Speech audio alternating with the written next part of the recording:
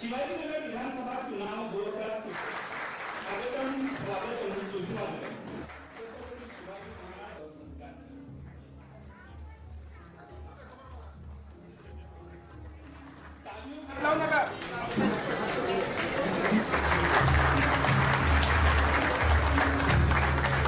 एक बाजार है जो हमारे व्यापार के लिए हमारा खड़की बहुत फेमस है। उसके साथ साथ डिफेंस लैंड भी बहुत बड़ी मात्रा में है और बहुत सारी झुग्गी झोपड़ियाँ भी है। तो इतने साल से जैसे भाटकर साहब ने कहा कि बहुत यहाँ पे फंड की जो मेन प्रॉब्लम है कि हमको डिफेंस से जो फंड होता है वो एडिक्वेट नहीं होता। और बाजू में ही पुणे महानगर पालिका है। पुणे महानगर पालिका जैसे सबसे समृद्ध महानगर पालिका में से एक है। और फिर जो हेल्थ की फैसिलिटीज़ होगी, वाटर की फैसिलिटीज़ होगी, ड्रेनेज की फैसिलिटीज़ होगी, ये सारी जो फैसिलिटीज़ पुणे पीएमसी कॉरपोरेशन में बाजू में ही मिलती है वो हमारी खड़की कैंटोनमेंट बोर्ड को नहीं मिलती। ये सबसे बड़ी व्यथा हम सबकी है। और ऐसे नहीं है कि कैंटोनमेंट बोर्ड बहुत कोशिश करता है, वो भी उनकी तरफ से पूरी तरह से कोशिश करते हैं। जो भी सीईओ आते हैं हमेशा उन्होंने अच्छा ही काम करने की कोशिश की है, लेकिन जो इनकम सोर्स है वो इनकम सोर्स बहुत कम होने के कारण जो बेसिक सोई सुविधा है, सैलरीज भी कभी कभी टाइम पे नहीं होती, ऐसा बहुत प्रॉब्लम वो बढ़ते जा रहा है। तो मेरी आपसे विनती है कि हमने जो स्टेट गवर्नमेंट के पास प्रपोजल अभी मर्जर का भेजा है कि अगर हमारा Khadki cantonment board, Pune cantonment board, ये सारे अगर पुणे म्यूनिसिपल कॉरपोरेशन में आ जाए तो खड़की जो है वो पूरी तरह से ट्रांसफॉर्म हो जाएगी। और बहुत बड़ा विधायक काम जो काफी सालों से लोग अपेक्षा कर रहे हैं वो हो सकता है। तो हम जैसे ही ये चुनाव हो जाते हैं तो हम पूरे हम स्टेट गवर्नमेंट से फॉलो अप करके आपके पास भी वो प्रपोजल भेज देंगे। विनती है कि हमारी खड़की का हित देखते हुए अगर केंद्र सरकार से वो निर्णय हो जाए तो आगे के जो जनरेशन्स हैं उनके लिए बहुत बड़ा कार्य हो जाएगा। मैं लोकसभा चुनाव में कुछ राज्य ऐसे थे कि भारतीय जनता पार्टी को जो कामयाबी मिलनी चाहिए थी वो नहीं मिली। हमारी अपेक्षा के अनुरूप चुनाव परिणाम नहीं रहे।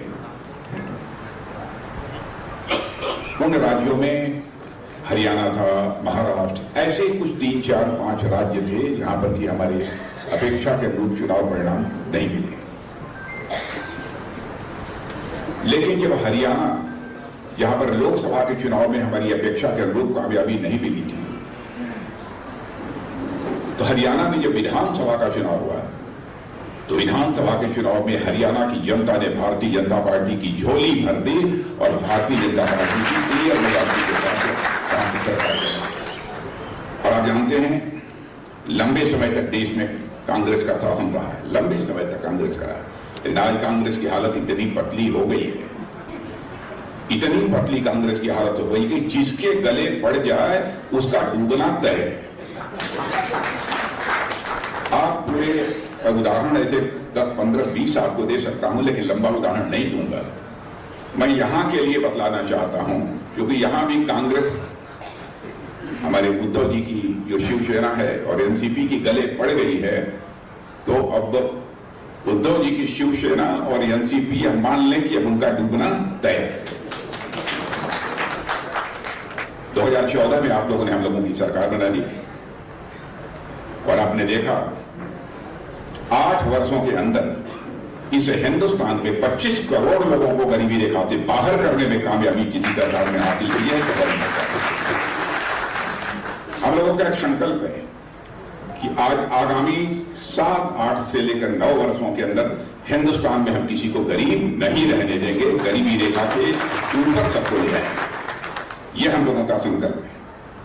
देखा आपने करिश्मा हमारे प्रधानमंत्री का, हमारी सरकार का, कि बहनों भाइयों ऐसा सिस्टम बना दिया कि दिल्ली के बैंक से यदि 100 पैसा चलता है तो 100 का 100 पैसा आपकी जेब में होता है, 1 पैसा भी भ्रष्टाचार की व्यक्त नहीं करने का।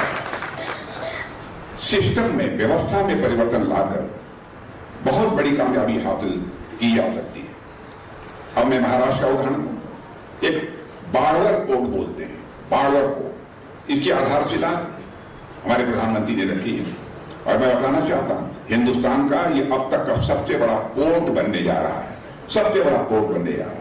और अब तक हिंदुस्तान में जितने भी पोर्ट थे, बंदरगाह थे, उनकी जितनी क्षमता थी उससे कहीं अधिक क्षमता केवल महाराष्ट्र में बनने वाले इस पोर्ट की होने जा रही है। उनके लिए जो सुविधा हमारी सरकार ने आयुष्मान कार्ड देकर दी है, और मैंने कहना चाहता हूं आप अपने क्षेत्रों में देखिए 70 साल के ऊपर के जो लोग हैं, यदि उनके पास आयुष्मान कार्ड नहीं है तो आप कार्यकर्ताओं की जिम्मेदारी बनती है उन तक जाइए और उनसे आग्रह करिए, उनका फॉर्म भरवाइए और आयुष्मान कार्ड उनको मुहैया कराइए ताकि 5 लाख रुपए तक का एक साल में मुफ्त इलाज हो सके। फिर मिलेंगे, लेकिन सिद्धार्थ को भारी मतों से जीता दीजिए।